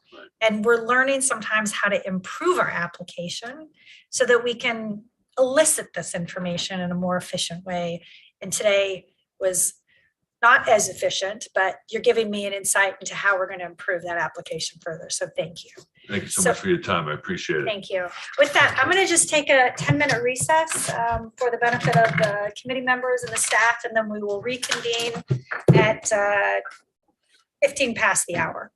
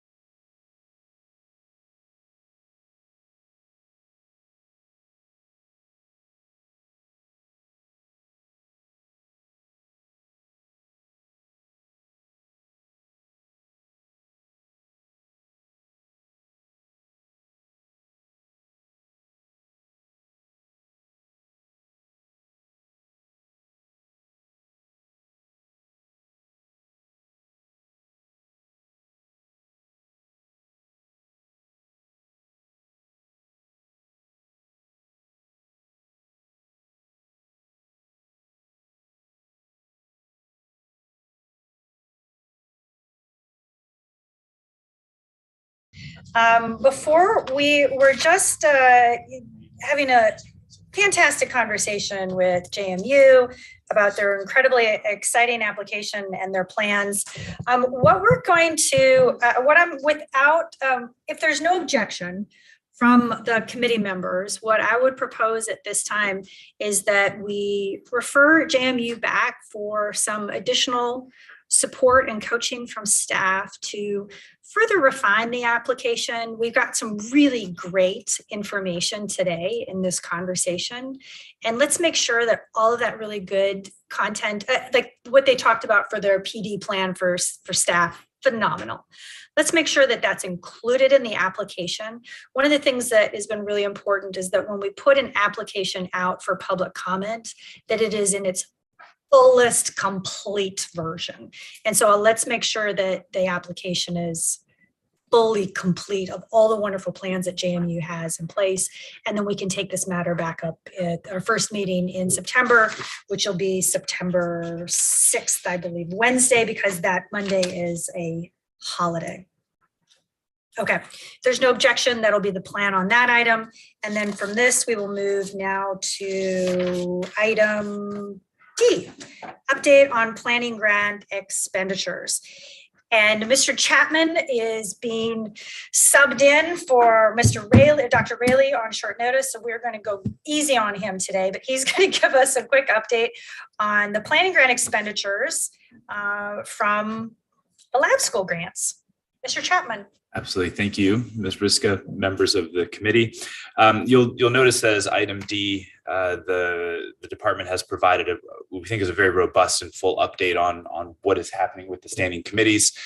We don't have that on screen, and so sorry if you are looking there. But beginning with that $5 million balance, we essentially show an order of what has happened with each planning grant, each award winner, and how that has affected the running balance in the fund. You'll notice that the total balance that we have remaining was $1,605,575, and we have one planning grant expenditure that's currently in the pipeline that we expect to move soon, or at least a decision to be made soon. But so all of that said, we still have a fairly robust 1.5 of safely even accounting for the potential expenditure that might be pending. About 1.5 million still left in that balance. That's incredibly helpful information. If you don't mind, since you're there, why don't we bundle this and have you begin also providing us an update on the item E, which is the college partnership lab school application pipeline. This was a fantastic document, so thank you. Sure. Yeah, absolutely. Yeah, you'll notice that actually these two documents can be read in tandem because in addition to the full contact information, everything we have for the standing committee as part of the item E spreadsheet. We also have in that timeline the award date, and so we would expect that about 1 year past award date, we would start having the applications come in. That's on the grant. Of course, you're aware as a committee that based on the timelines and sometimes how that things work, the perfect 1 year is maybe a little bit unlikely. And so with the spreadsheet, we'll be able to continue updating this item. We have the planning grant applicants that we've been able to confirm with what the expected timelines are for receiving those applications. And so you'll notice that 2 of those planning grant award winners, Mountain Gateway Community College and Germanna Community College, are both in the second week of July or in July, which of course is we are right at the end of July. And the good news is we do in fact have those applications in hand. So that is a great part of the work that's been done on this timeline, is we can actually confirm that those timelines are being hit. And there are plans internally for the subject matter expert group to convene later this week to discuss those 2 applications. So we hope that those will be coming to you at a standing committee meeting in the future. Excellent. We're looking forward to that. Mr. Chapman, if you would, and in the future, will it be Dr. Armstrong that is presenting these items, or will it continue to be Dr. Rayleigh? Well, I sure hope that we are all going to get to benefit from Dr. Armstrong as soon as possible. My understanding as of right now is that, yeah, we're going to be seeing a lot more work with Dr. Armstrong, but I certainly hope that won't exclude Dr. Raley from participating in the meeting as well. We'll keep him looped into the work for sure. Well, Dr. Armstrong, in the future, I think this item E in particular, as well as item D, this has been invaluable information for the committee for us to be able to forecast work. So if we could make these standing items and update us each month. I know that, when a lab school might actually submit it's a forecast. And much like the weather, we will not hold you responsible if that forecast adjusts or change. But I do think it's going to be really helpful for us to start planning work when and which months we may need to have some additional bandwidth added for the time. Okay, so with that, thank you, Mr. Chapman. Made it through unscathed. With that, so we're going to move to discussion of current items. I have a couple quick items for the lab committee members, and then I want to open it up for any other items from other committee members. All right, the first is refinement of the application. At our last committee meeting, we made some fantastic adjustments thanks to the staff work to the application. Having talked with VDOE staff, some of the information that was received today, I'm going to direct staff to further work on refining the application, and that when we come back in September, we will see again another iteration of a more refined application. And even in the wonderful dialogue we had with JMU today, you can see that there are elements that we'll need information on that the application as it's written right now just isn't prompting. So just know that area is coming. I would suspect, we'll need to see some refinements around the area of sustainability and budgeting, governance, FERPA. If there's input from committee members from what we heard from Mr. Ramos today, of what details a quality lab school, if there's further changes we want to make in the area of teaching and learning to kind of elicit that type of information, think about that, ponder it, and certainly if you have any input, let's get that into staff. But I do feel like we're honing in on it. So that's number one. Number two, you've already heard me talk about our next meeting is going to be Wednesday, September 6th. That'll be a departure from our normal Monday meeting because of the Labor Day holiday. And I just want to flag that for everyone. The third is at the next meeting, if staff could provide us in the September meeting also an update on how things are going with kind of developing a professional learning community. There's two parts to this. Part number one is for existing lab grantees that are in the planning stage. And number two is going to be for the lab schools themselves. Again, I think as we heard from Mr. Ramos today, a key tenet of a lab school is research and applying and using that information to improve teaching and learning. And I think it would be valuable to get from staff a plan on how we would intentionally share information, and I'll call it learnings, from the lab schools with other non-lab schools. That's something that Dr. Moran raised. And there's two parts to this. There's the K-12 part, but not to be missed is the higher ed. How are we preparing teachers? And I think that may be, getting information into Chev or Abtel, but I want to be intentional about that. And if we could get a plan from staff and in your first 30 days or so, but just maybe an outline to start kind of marinating on and thinking, how do we do this with intention versus organically? We do a really good job sometimes of doing that, we do it organically, but how do we get serious about that, since that's going to be such a good benefit, these lab schools? And we really heard that soundly from Mr. Ramos. So those were kind of the three things I just want to share with the committee members and the benefit of the public that are kind of on my mind and that we're thinking about next. Okay, with that, discussion of other current issues from members. I have none, it is an agenda. I'm just how excited. I mean, we just saw, we got some stuff coming down the pike. It's really exciting. I'm excited about JMU's application and where we're going to get. I think it's a terrific concept. I like the way they're working, across the district and multi-sites, and just like the momentum here is good. And the staff work has been great, making sure that we're diligent. We're building things that are going to last. But the momentum here is really exciting. Okay. At this time, we have no public comment on non-agenda items. So hearing no further business before the committee, we stand adjourned. Thank you, and we'll see you back in September.